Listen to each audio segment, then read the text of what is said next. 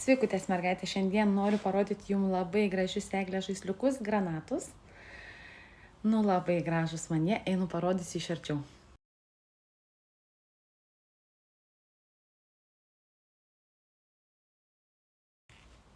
Pažiūrėkite, kaip gražu.